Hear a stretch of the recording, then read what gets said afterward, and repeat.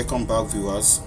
In the previous chapter of this same story of Ibukun, a beautiful but cursed woman who sought the help of prophets to help her break the curse so that she can be married and live a fulfilled life. Ibukun had already tried 3 pastors. They called themselves prophets, and it all ended in disasters for the prophets. You can get a link to the previous story from our channel, and I will put the link to it in the description and comment section. Now the journey continues. Please get yourself in the comfortable position. Let us journey together as Ibukun approaches the 4th prophet. Pastor Joshua was a prophet that thrived on power.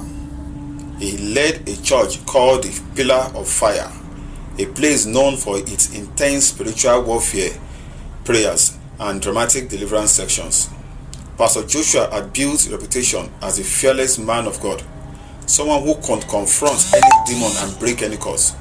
His congregation revered him, believing that he had a direct line to God. When Ibukun came to him, Pastor Joshua saw it as another chance to demonstrate his power. He listened to her story, nodding sagely as she spoke of her troubles. "The devil is a liar," he declared. "The curse will be broken tonight." He instructed Ibukun to prepare for a midnight prayer section where he will call down the fire of God to consume our enemies. The church was packed that night with people eager to witness the powerful deliverance. Pastor Joshua led the prayers with his usual fervor, shouting and pacing around the altars as the congregation echoed his words. Ibukun stood at the center, surrounded by the roaring voices of the church members. Pastor Joshua laid hands on her, commanding the curse to be broken in the name of Jesus. But as he prayed, something strange began to happen. The air in the church grew thick and heavy, and a sudden chilling wind swept through the building. The candles that lined the altar flickered and then went off, plunging the church into darkness. The congregation fell silent, a sense of dread filling the room. Pastor Joshua tried to continue praying, but his voice faltered. He felt the presence in the room, something powerful and angry. Before he could react, the spirit husband appeared before him, a figure cloaked in shadows. "You have played with fire, and now you will burn." The spirit husband's voice echoed through the church. Suddenly, flames erupted around the altar, consuming everything in their path. The congregation screamed in terror, scrambling to escape the inferno. But Pastor Joshua was frozen in place, his eyes locked on the spirit husband. The flames grew higher, and the heat became unbearable, but the spirit husband remained untouched by the fire.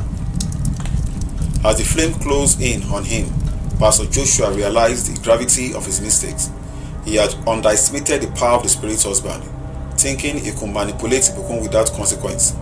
With a final desperate prayer, Pastor Joshua fell to his knees, but it was too late. The fire consumed him, leaving nothing but ashes in its wake. The church was completely destroyed, reduced to a smoldering ruin. The congregation, once loyal and devout, scattered in fear, never to return. The pillar of fire became a ghostly reminder of the dangers of greed and pride, a place where no one dares to tread. The spirit husband had taken his revenge, leaving behind a trail of destruction and broken lives. Ibukun, still searching for a way to break free from her curse, realized that she was trapped in a cycle of pain and betrayal. The story of her life was far from over, and the spirit husband's wrath was not yet spent. With the destruction of Pastor Joshua and the pillar of fire, rumors spread like wildfire through the community. People whispered about the mysterious forces that had brought down 4 powerful men of God. Some said it was a curse, others believed it was divine punishment. But the name that was on everyone's lips was Ibukun. They spoke of her beauty, her troubles, and the spirits that seemed to follow her, leaving a path of ruin in its wake. Ibukun, unaware of the growing rumors, found herself more isolated than ever. The churches she once turned to for help were now places she dared not visit. The very men who promised to deliver her had been destroyed, leaving her with a heavy burden of guilt and confusion. She wondered if she was truly cursed, or if there was something more sinister at play. The more she thought about it, the more she felt the weight of the spirit husband's presence in her life. One night, as she lay in bed, Ibukun had a vivid dream. In the dream, she was standing in a vast empty field. The sky was dark and the air was thick with tension. As she looked around, she saw a figure approaching her from a distance. It was a spirit husband, his eyes glowing with a mix of anger and sadness. "Ibukun," he said, his voice echoing in the emptiness, "you have been searching for answers in the wrong places. The men you trusted were not true men of God. They sought to exploit you, and they paid the price. But your curse remains, and it is not one that can be broken by human hands." Ibukun felt a surge of fear and anger. "Why are you doing this to me?" she cried out. "Why can't you just let me live my life in peace?" The spirit husband's expression softened. "I have always been with you, protecting you from those who won't do you harm. But you have been searching for love and acceptance in the wrong places. The curse you bear is one of your own making. It is born from your longing for what you cannot have." Ibukun's heart sank as she realized the truth in his words. She had spent so many years chasing after love, hoping that a man's proposal would validate her worth, but each time she was met with disappointment and heartbreak. The cause was not just a supernatural force, it was the result of her own unresolved pain and longing. "What do I do now?" she asked, her voice trembling. The spirit's husband reached out to her, his hand hovering just above her shoulder. "You must let go," he said softly. "Let go of your need for validation, for the approval of others. Only then can you find true peace. Your journey is not yet over, but you must walk it with a clear heart and mind." As the spirit husband spoke, the field around them began to change. The dark sky lightened and flowers bloomed at her feet. The air was filled with the scent of fresh earth and blooming flowers. Ibukun felt a sense of calm wash over her, a feeling she had not experienced in years. When she awoke, the dream lingered in her mind, its message clear. She knew that her search for deliverance could not come from others. It had to come from within. Ibukun realized that she needed to focus on healing herself, on finding her own path to peace and happiness. The spirit's husband's words echoed in her mind, "Let go." But the journey ahead was not going to be easy. Ibukun had to confront the pain and disappointment that had built up over the years. She needed to understand the deep-rooted fears that kept her trapped in a cycle of seeking and rejection.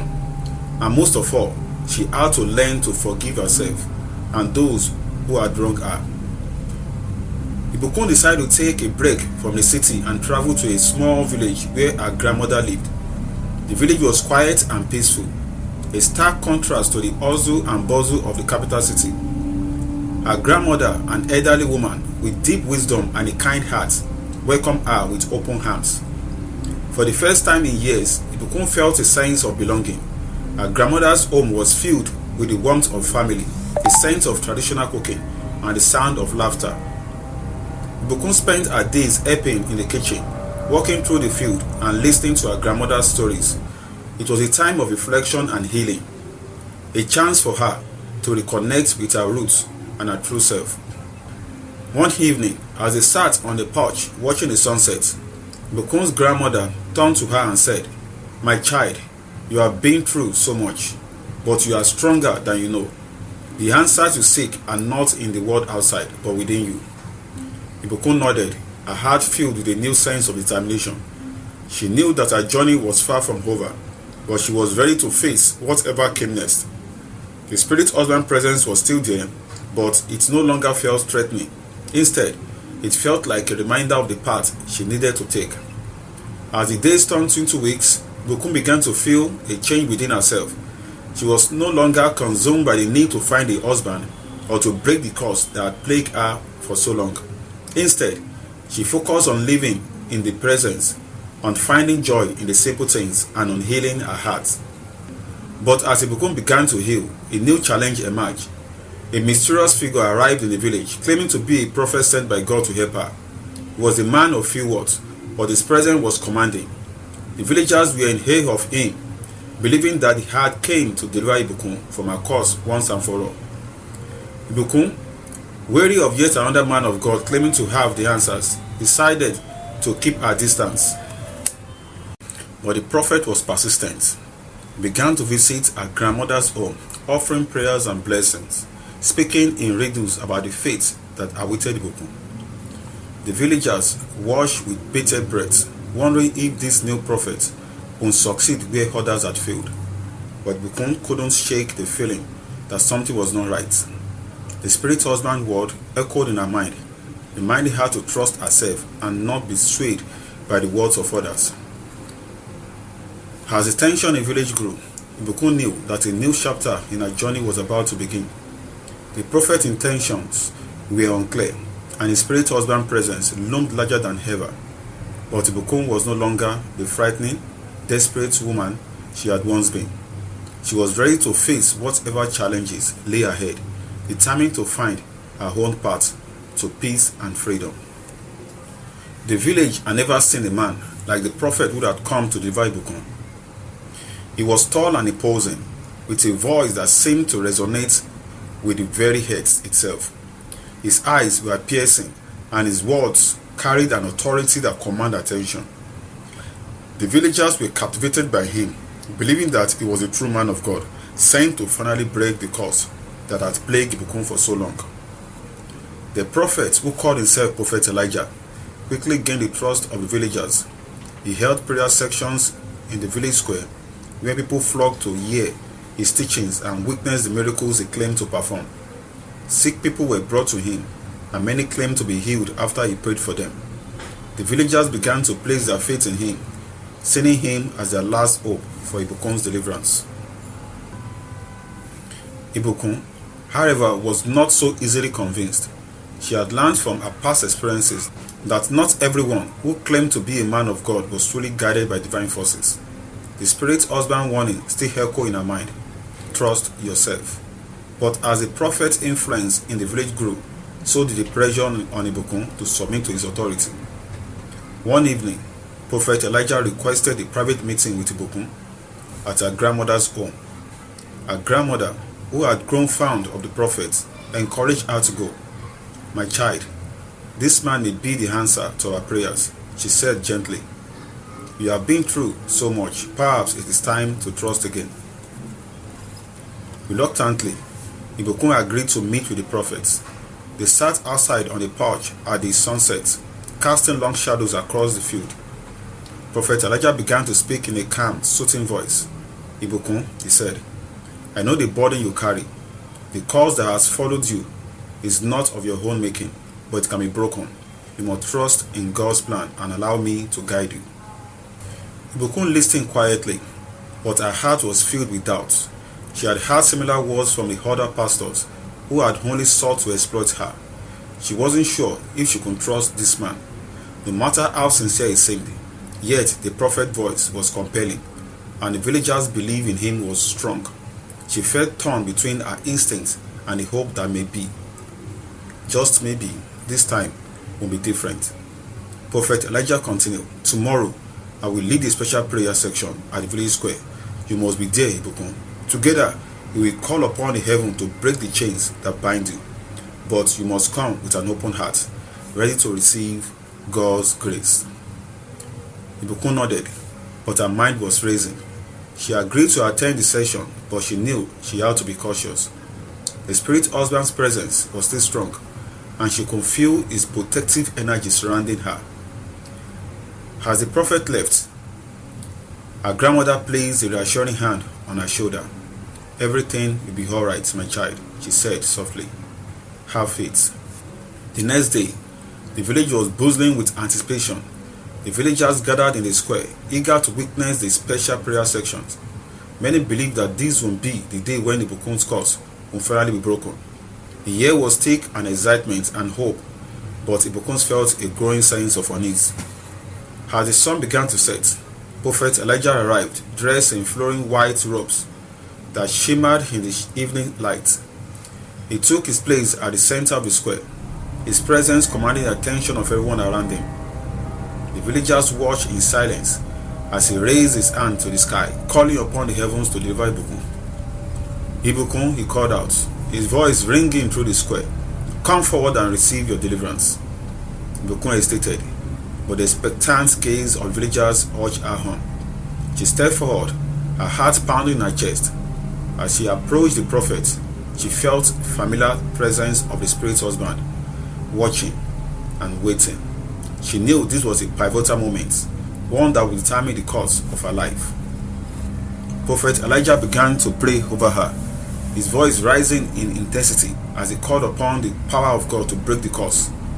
The villagers joined in their voice, creating powerful chorus that filled the square. But as the prayer grew louder, Ibukun felt something strange. The air around her seemed to thicken, and a cloud wind swept through the square, causing the villagers to shiver. Suddenly, the spirit husband appeared before her, visible only to her eyes. His presence was overwhelming, and she felt a surge of fear and anger. This man is not what he seems, the spirit husband whispered in her mind. He seeks to use you just like the others. Ibukun's eyes widened in shock. The prophet's voice began to falter, as if he too sensed the change in the atmosphere. The wind grew stronger, wiping through the square with a force that sent people stumbling. The villagers looked around in confusion, unsure of what was happening. Then, without warning, the spirit husband spoke through Ibukun. His voice was deep and resonant, echoing across the square. You dare to defy the spirits, false prophets, he thundered. You seek to exploit the innocent for your gain. You will suffer the consequences. Prophet Elijah's face turned pale as he realized what was happening. He tried to speak, to command the spirit to leave, but his voice was drowned out by the roaring wind. The ground beneath him began to shake, and the villagers cried out in fear, scrambling to find shelter. The spirit husband raised his hand, and a bolt of lightning struck the ground at the prophet's feet, sending him flying backward. The villagers gasped in horror as they watched the prophet struggle to rise, his once commanding presence now reduced to a trembling, broken man. Ibukun, the spirit husband said softly, his voice now gentle. You do not need this man to find your path. You are stronger than you know. Trust me. With these words, the spirit husband's presence began to fade, and the wind died down. The villagers, shaken and confused, slowly approached the fallen prophets. Prophet Elijah, now a shadow of his former self, looked up at Ibukun with fear in his eyes. He knew that his time of deception was over. As the villagers helped him to his feet, Ibukun stood tall, her heart filled with a new sense of clarity and strength. She realized that she had been searching for answers outside of herself for too long. A true power to break the curse lay within her, in her ability to trust herself and her own inner strength. The villagers, once in awe of the prophet, now looked at him with suspicion and doubt. They began to question his teachings and the miracles he claimed to perform. Prophet Elijah, humiliated and defeated, left the village that night, never to return. Ibukun, on the other hand, stayed in the village, where she continued to heal and grow. She no longer sought validation from others, but instead focused on finding peace within herself. The spirit husband, though still present, no longer felt like a curse. Instead, he became a reminder of the power and strength that Ibukun had always possessed. As the days passed, Ibukun became a source of inspiration for the villagers. They saw her as a symbol of resilience and inner strength, someone who had faced great trials and emerged stronger for it. And though the journey was far from over, Ibukun knew that she was finally on the right path. But deep down, she also knew that the spirit husband's presence was still a part of her life, and that there were still challenges ahead. The story of her life was not yet finished, and the spirit husband's watchful eyes was not yet ready to rest. Weeks passed since Prophet Elijah's dramatic fall, and the village slowly returned to its peaceful routine. But the story of Ibukun and the events in the village square had left an indelible mark on everyone. Ibukun had found a new sense of purpose, focusing on her personal healing and inner strength. Yet the presence of the spirit husband remained, hovering over her life like a shadow. One evening, as Ibukun sat on the porch of her grandmother's house, a strange feeling washed over her. The air was still, almost too quiet, and the night seemed darker than usual. Her instinct told her that something was amiss. The spirit husband had been quiet since the encounter with Prophet Elijah, but tonight she could feel his presence more strongly than ever before. Suddenly, a chill ran down her spine, and she heard a whisper in her ear. It was the spirit husband, his voice low and urgent. Ibukun, be vigilant. There are forces at play that seek to harm you. You must be prepared. Ibukun's heart skipped a bit. She had grown accustomed to the spirit husband's presence, but this warning felt different, more ominous. What do you mean? She whispered, glancing around as if expecting to see something in the shadows. There are those who have heard of the fate of the 4 pastors, the spirit husband replied. They are not deterred by the warnings. In fact, they are drawn to your power, seeking to control it for their own gain. You must be careful, Ibukun. The battle is not yet over.